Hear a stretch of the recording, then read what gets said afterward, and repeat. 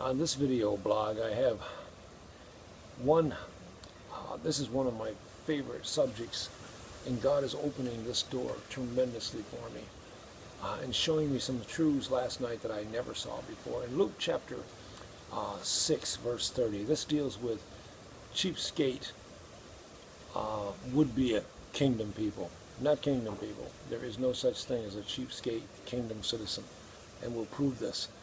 Luke chapter 6 verse 30 says, "Give to every man that asketh of thee," this is in the King James, "and of him that taketh away thy goods, ask them not again."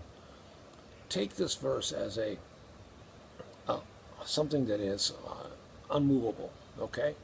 It says, "Give to every man that asketh of thee." It doesn't say whether he is going to spend it right, whether he's going to do what's right by it. It says, "Give to every man that asketh of thee." The question I've had all these years is, how can someone afford to just give when somebody asks?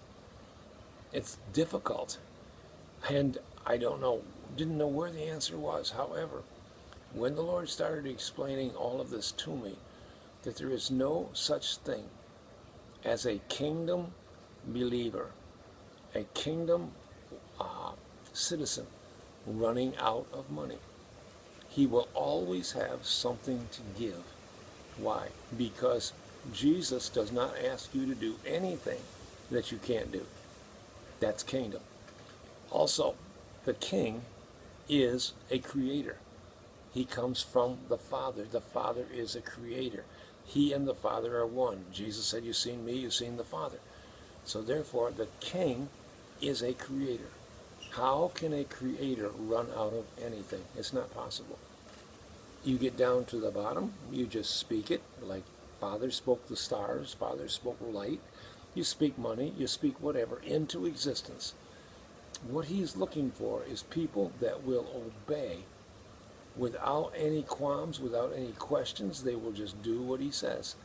So he said, if somebody comes and asks you for anything, give it to them. How do you do it? You just do it. Now, can I give you a quick example? Heidi Baker, one of my heroes, was telling this story. And she said some American pastors came over, and they brought these big garbage bags filled with stuffed animals that people had collected in their church. And they went to one of her orphanages, and it was about Christmas time. And she said, "What would you like Jesus to give you this year?" to one of the little girls. And she said, I want some beads." And so Heidi turned to the man and said, "Would you hand her some beads, please?" And he was white as a ghost here. He says, "Heidi, I'm sorry, but we didn't bring beads. We just got stuffed animals." And Heidi said, "Sir, you really didn't hear me. I said, give her the beads." And she said, "Heidi, you're not understanding me. I don't have beads." And he says, "That's not what this girl asked for. Please, just do it." He reached into the bag, and he couldn't believe what he felt. He put his hand right on beads and handed it to her. He was forever changed. Now, this is how our God operates. That's a creator God. The moment Father heard the little girl's heart, "I want beads," he manufactured them instantly and dropped them in. Now, any time that Father asks you to give and asks me to give, whatever it is that we have to give, he manufactures it. And you say, "Well, how come it hasn't happened?" Exactly the problem. Because of your faith and my faith. We do not believe it can happen. Heidi had absolutely no doubt, not a single doubt, that there was not going to be beads in that bag. That's why she was so adamant about reach in and give her what she wants. Now, Father has called us to be kingdom examples. We have got to move into this whole area where we obey, and we do nothing but obey. That's it, obey. What did he say to do? He said, if somebody asks, you give it. Well, yeah, well, and you got all these, and well, what if we don't have? That's the problem right there.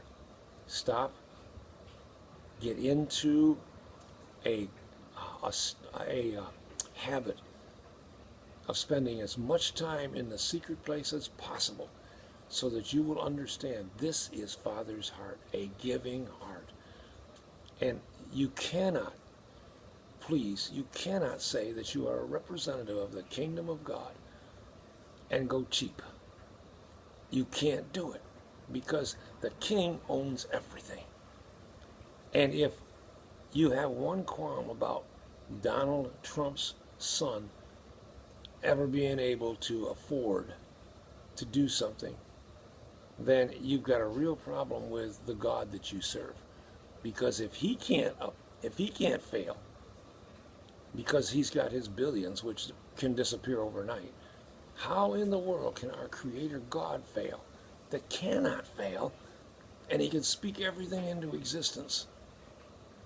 You understand, this is so important. If you don't move and I don't move into this realm, we will never be part of bringing the kingdom of God to earth. I want to be part of that. So whatever it takes, Father, show me what I have to do to have that kind of faith, that I am the biggest tipper in the restaurant, that I do not turn the waitresses completely off because they don't want to work on a Sunday, because church people come in and they are cheap. And when somebody goes to go in full-time ministry, because I have called them with gifts and everything, and then people try to hire them at a real low price, get them to volunteer. Why volunteer? Why volunteer? Why not pay them the top? Because I can pay. Father is saying I can pay, and will pay more than any worldly business, any corporation. Why? Because I manufacture my money. I manufacture everything. I'm the Creator God. We've got to get out of this crazy mentality. It is not a poverty mentality. It is not a get-rich-quick thing.